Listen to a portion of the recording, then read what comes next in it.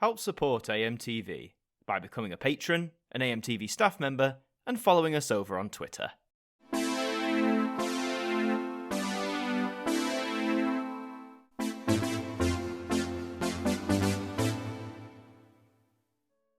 BBC Nordic is an interesting new international arm to the corporation's portfolio.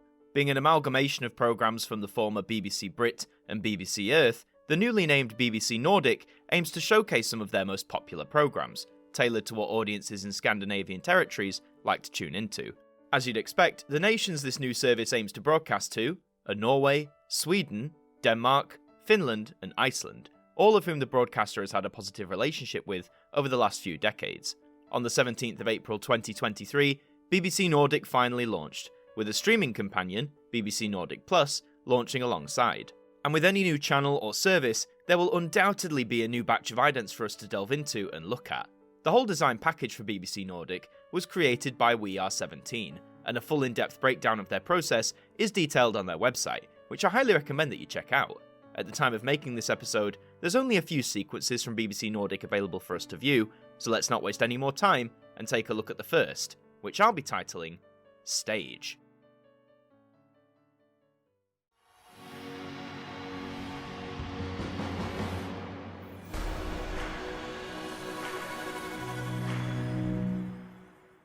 Wow, what a stunning way to open up.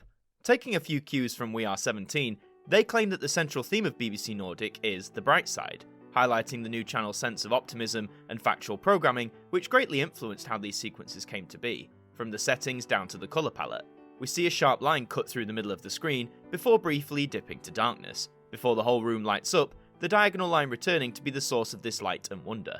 Despite the actual setting looking very minimalistic and bare bones, the way in which the light courses around the place, mixed with the building music and sound of clapping, really gives this the feeling like you're witnessing some sort of performance on a stage.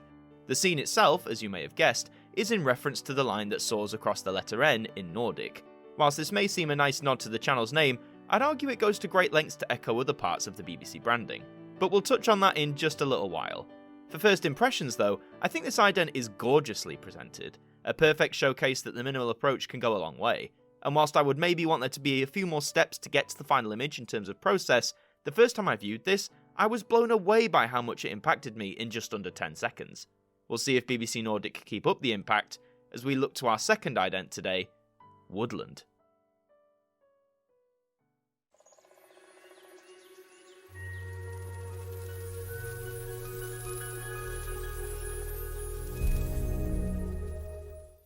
Mystical and magical. A lovely blend. We can see our setting is a bit more elaborate this time, set against the trees of a woodland type area. Fitting really, as several parts of various Scandinavian countries are host to a sprawling woodland or forest. A bright green sprite of some sort flies around, creating a handy guide for our eager eyes to follow, before it shoots down to create the diagonal line.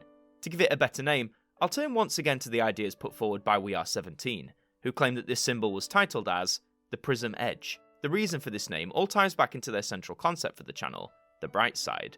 Prisms are fascinating for how they interact with light, so by christening their central symbol with such a moniker, it gives it the freedom and flexibility to showcase different variants of just how the bright side of BBC Nordic can be interpreted, both by the designers making the idents and by the viewer watching at home. The soundtrack is sparse, but perfectly fits with the corresponding visuals, keeping our interest as to just what this sprite is going to do, and also creating a sense of calm and ease for your viewing pleasure. Although gorgeously shot, like with Stage, I think it would have been great to have this sequence be a little bit longer, perhaps showing us more of the woodland area before we get the final result. But this isn't a bad ident by any means, another cohesive variant for the BBC Nordic channel to utilise. We'll see now if it can make the hat trick with our next sequence, Stone.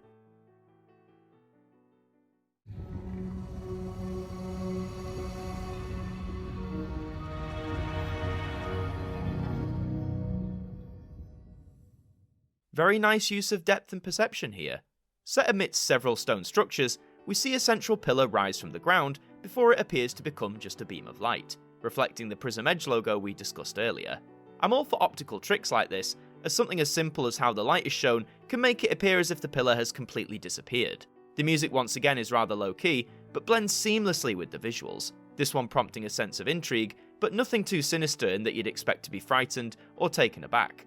On this particular clip, you can see that a plus symbol accompanies the Nordic text, as this highlights the corresponding streaming service, BBC Nordic Plus.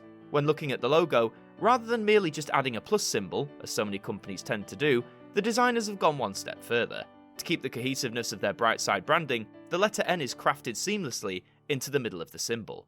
This may look a little odd to the eyes at first, as we aren't used to seeing designs like this in our television media, but I think when viewed up close, it looks quite unique, and definitely helps it stand out amongst the crowd. Back to the stone sequence, whilst I like the concept and execution, I would say it's my least favourite of the three idents we've looked at so far. That's not to say it's bad, but I feel this one more than the others needed perhaps a little bit more expansion to make it shine the brightest. But I would still say a hat-trick has been achieved by BBC Nordic in terms of winners, which means we now move to our final ident today, one merely titled Water.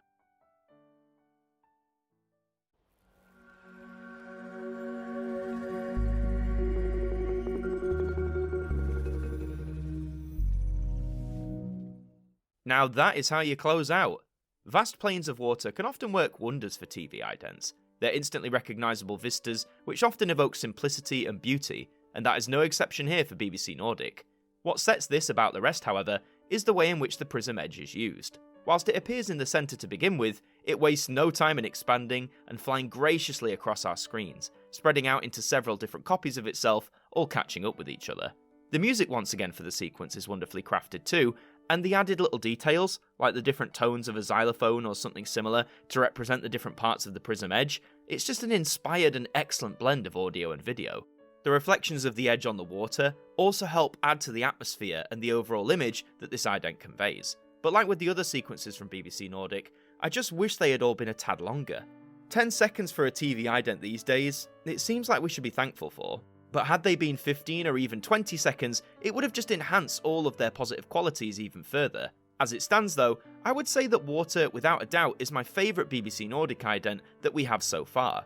It's simplicity done to a T, something which all four variants succeed in to various degrees. But just seeing this beam of pure light soaring through the air against the calm waters below, that's just stunning, resulting in an ident that I won't be forgetting about for quite a long time.